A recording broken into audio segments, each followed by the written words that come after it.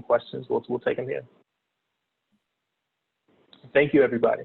Thank you all so much. And thank you, fellows. You did such an amazing job.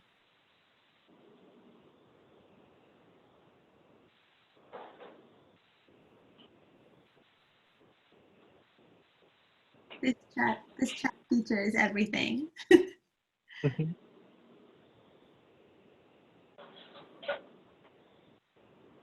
Ooh, okay. A panelist, I think if you click on Q&A, you can see the questions, and if you click on Answer Live, it looks like you can just kind of do it that way, potentially, or I don't know. Y'all take yourself off mute. Ramani wants to know how much time you had to work on the projects. Vanessa wants to know, what's up, Vanessa? Man, it's so good to see you. Vanessa wants to know what made you choose your projects.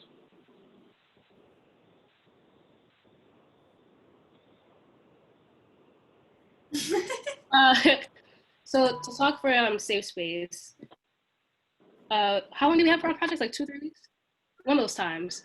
And the meaning behind Safe Space, we wanted to create spaces where people could join over common experiences or traumas, and just a support system that would help them grow and help them deal with whatever they're going with whatever they're going through.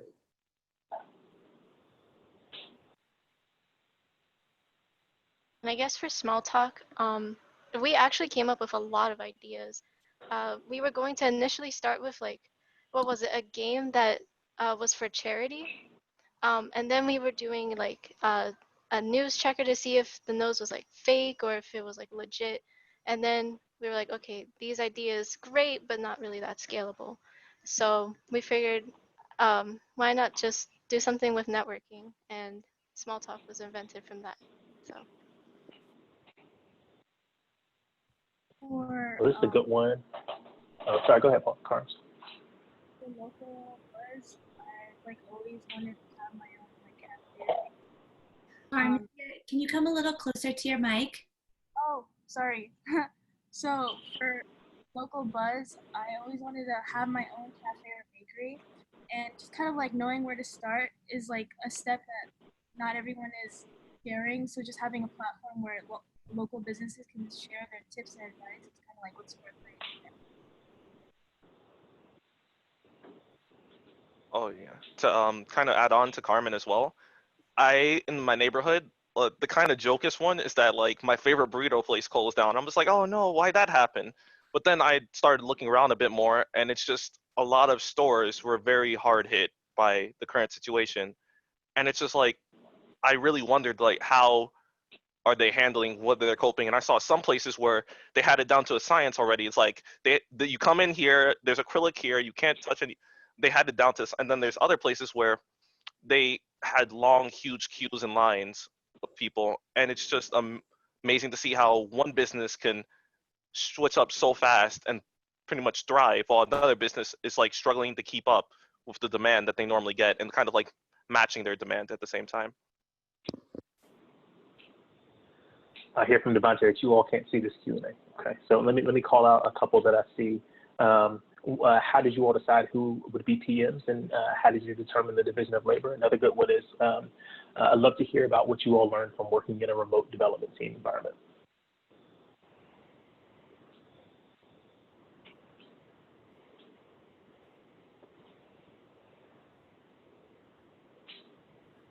I think one of the interesting things that came with like doing this project remotely was, I mean, it wasn't anything that we had to get used to, just because the world kind of forced us to get used to it. And so we literally had to finish our final half of Marcy Labs lectures in like a remote setting. And so going into these projects, we kind of already got used to each other's schedules. And when we got put on teams, I feel like in some way, shape, or form, we kind of all complemented each other. So like, I know I'm going to be up at 2 a.m. and N11 also knows he's going to be up at 2 a.m. So like, it works. It works.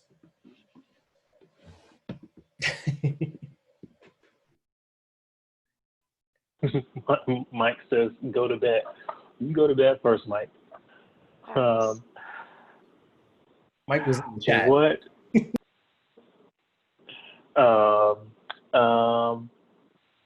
This is a good one from Shamar.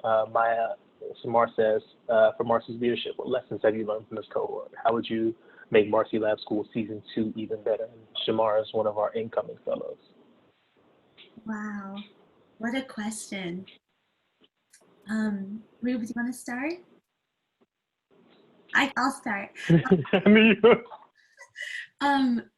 Shamar, I love that question. There's so many things. I think like your first time doing anything, Ruben and I have reflected on this a lot. It's like your first year of teaching, your first year of coding, whatever it is, it's your first time. And with that comes like so much pride and just, so there's, I think all 10 of these amazing fellows, like there's just a special kind of magic that has been built here in this community because we've all done it together for the first time. And one thing I'm thinking about is like how we continue to build this magical community when it's the second time or the 40th time or the 60th time and our cohorts get bigger and bigger. And then when it just comes down to systems, like we've learned so much this year, and there's already so many like big ideas that we came to after lots of trial and error.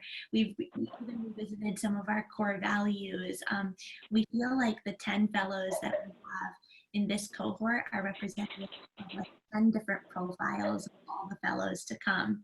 And so now that we have like so many learning, I'm just excited to step back with Ruben and our, as these young people start their practical experiences and just reflect on everything that went really well and then the things that we want to make different.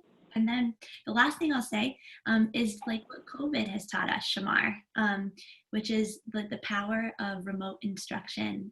Plenty of the people who have chimed into this chat, Jason and Mike, they're part of our community and they come in and they lecture and they're across the country in some cases in their expertise. So we're also thinking about how we continue parts of our program remote and continue the in-person to have a blended learning model that just allows you to learn from so many more people who share the backgrounds and identities of our fellows. Yeah, I think Maya hit on all the most important stuff. I guess one of the things that we also learned, I guess like we will continue to learn is just like developing better and more informed opinions on like what high quality technical instruction looks like. And each year, like I hope we get better and better. And like one of the things that I'm thinking about is just how much like these things that you saw that are possible are a result of like being really slow and meticulous on the fundamentals. The first month of the program, we studied some cool like, HTML and CSS and built websites for fun people. And I remember October hit and I told Maya that like we're about to enter into like a stretch. This is going to feel like a college computer science class. So I'm going to give them the textbook and we're literally going to talk about, the things that like you can't see show up on a screen. And there was a part of me in the beginning originally like that felt bad about it. I was like, man, but like we want this to be more fun than college. And I think there were some ways that we did that felt fun. But a couple of things we learned. One, these folks like they rode, like they really embraced it and rose to the challenge. And then two, like it's like their learning curve was just out of this world. We spent weeks and weeks on like the internals of like the JavaScript like class abstraction, and so it's like when Paul wants to build, his video chat, like he understands like, object-oriented programming really well, such that he can learn straight from documentation. He doesn't have to reach for a YouTube video.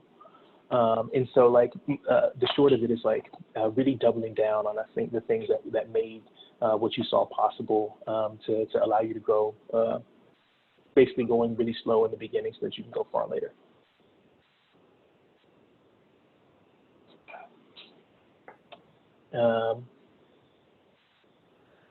Cool, maybe we'll do one more. Let's see, fellows, how do you practice self-care and take care of yourselves as you're doing this intense work? I love this I question. could talk about that one.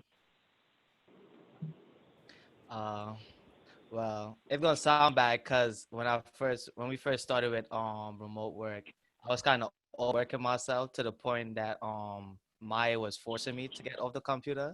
Like she was literally calling me like, you need to go eat. Like you need to take a break. So that's personally how I practice self-care, by being forced. We're That's great. going to add this chapter to our leadership and development curriculum, Mani, I promised. Who else can chime in here? I think I can. Oh, I think likewise to what Paul said, we have really good support systems. So like even if we're on like a Zoom call, we'll be like, oh, did you eat yet? Oh no, I'm not having eaten yet. And they'll be like, oh, when's the last time you went to sleep? And they're like, honestly, like, no, you have to go to sleep. So like we also like help each other with practicing self-care and being like, okay, yeah, maybe you should order that bubble tea today, but In the morning, so.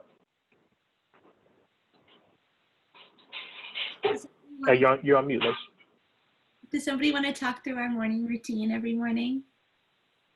Every morning we meet up at 9 a.m. and we all do a morning meditation. We nominate each other to lead the next morning meditation.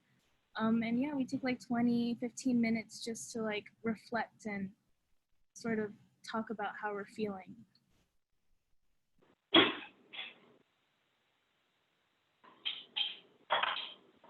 Well, there's also one more thing.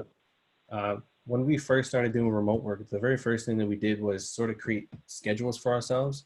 So then that way it's like, it's weird because now we're all home and we're supposed to have more time, but all of a sudden it's really easy to waste more time as well. And so creating those schedules it made it really easy to create a work-life balance, even though you're home the entire time.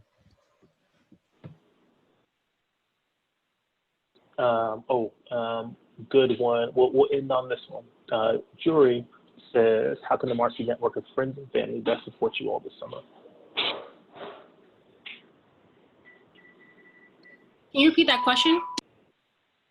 How can the Marcy network of friends and family best support you all this summer? Coffee chats. Say more about it, Paul. Well, we got a summer break next week, so a lot of coffee chats will be helpful. A good reference also never hurts. Absolutely. One more time, Cielo. Adding us on LinkedIn. Yeah, the biggest help, you know, our young people are on the job market. They're starting practicums, and you've seen, in their capstone projects, and you've seen their incredible skill, not just as builders, but as speakers, as presenters, as thinkers, as leaders, as critical thinkers. And extending your network is the greatest gift. We've learned so much about what it means to job search, and we know while a lot of that has to do with resumes and quick applies, the most quality opportunities we've gotten have been from real relationships that we've built. And so if there's somebody in your world who you believe could benefit from the expertise and leadership of one of these young people, reaching out to us and them directly with contact information and putting them in touch would be huge. And they're looking for roles specifically with the title software engineer in them. And so if you know recruiters, if you know folks at tech companies, if you know people doing real we're so confident that these young people will be an irreplaceable part of any team. Awesome. Cool, man. Thank you all, fellows. Thank you, everybody who's still on hanging with us. I'm going to let y'all go and enjoy Friday. Your support means so much more than you know. So thank you, and we hope to see y'all in September. Thank you.